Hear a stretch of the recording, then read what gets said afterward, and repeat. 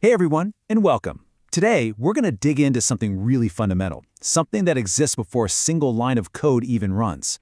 We're talking about the hidden blueprint, the design that underpins pretty much every computer program out there. So let's get right into it. So let's just start with a really big question. We all use programs, right? A lot of us even build them. But have you ever stopped to think about what a program is in its purest form? Before it's running, before it's doing anything at all, what is its essential nature? Well, the answer is actually pretty cool. At its core, a program is a blueprint. It's just a static description of a system at rest. And this blueprint has a formal name, the algebra of states. It's basically the mathematical foundation that describes every single possible state a program can be in. Okay, so this blueprint isn't just one big, complicated thing. It's really made of two crucial ingredients. First, you've got the grammar, which is just a fancy way of saying all the possible parts. And second, you have the rules of sameness, which tell us when two things that look different are actually the same. Let's break each of those down. First up, the grammar. Think of this as the absolute rock-bottom foundation. It's the complete inventory of every single building block we're allowed to work with. Now, in the language of computer science, this collection of parts has a specific name, and that name is the monad. So what on earth is a monad in this context? Honestly, the best way to think about it is like a box of Legos. The monad doesn't tell you what to build, but it defines every single valid piece you're allowed to use. It sets the boundaries for everything that's even possible within your system. And listen, this isn't just some abstract theory. These building blocks represent very real concepts. For instance, you have the idea of a null process, basically a process that does absolutely nothing, or the concept of running two tasks, P and Q, at the exact same time. Even basic things like input and output actions are defined right here. These are the fundamental pieces of our Lego set. Okay, so we've got our building blocks from the monad. We know what parts we can use. Now we need our second ingredient, the rules of sameness. See, it's not enough to just have the parts. We also need a rule book that tells us when different arrangements are actually the same thing. And this concept is called structural congruence. And here's why this is so important. Structural congruence is what brings common sense into the system. Without it, a computer could look at two arrangements that are obviously identical to us and see them as completely different. These rules are what define that sameness in a formal way. And you know what? These rules are usually super simple, just reflecting things we already know. Take a look at this.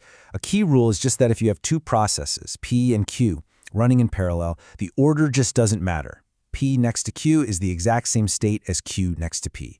Simple, right? Another rule says running a process next to a nothing process doesn't change anything. These rules just keep the system from getting tripped up by meaningless differences. So let's just pause and put this all together, because this is the main idea. The monad is your box of Legos. It defines every single piece you can build with.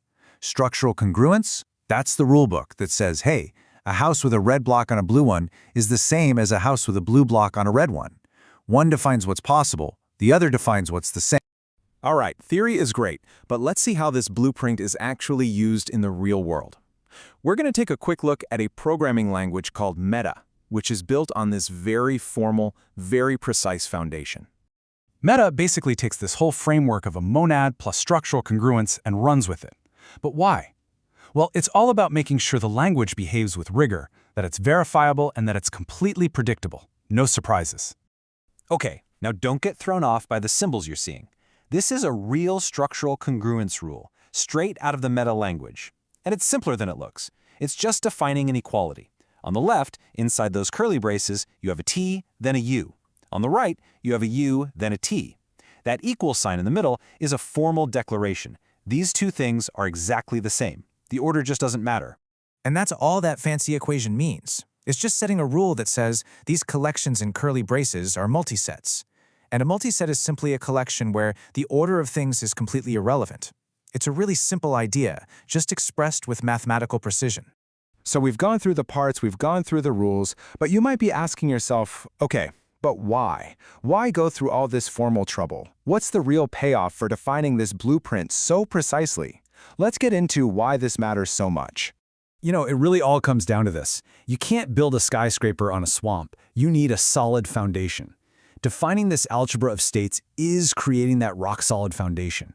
It creates a clean separation between the static blueprint of the program, its structure, and the dynamic part, its execution. And that separation is everything. It's what allows us to analyze, test, and actually trust our programs to behave the way we expect them to. So at the end of the day, this is not just some academic exercise. This formal blueprint, this algebra of states, is the very bedrock that makes complex modern software even possible. It's what allows us to build systems that are robust, reliable, and actually understandable. Okay, so we've established the blueprint, we've got the parts and the rules of sameness that define a program when it's just sitting there. But that leaves us with one final, pretty big question, doesn't it? If this is the static plan, what are the laws of motion that actually make it run? What's the spark that breathes life into the blueprint? We'll have to leave that one for next time. Thanks so much for watching.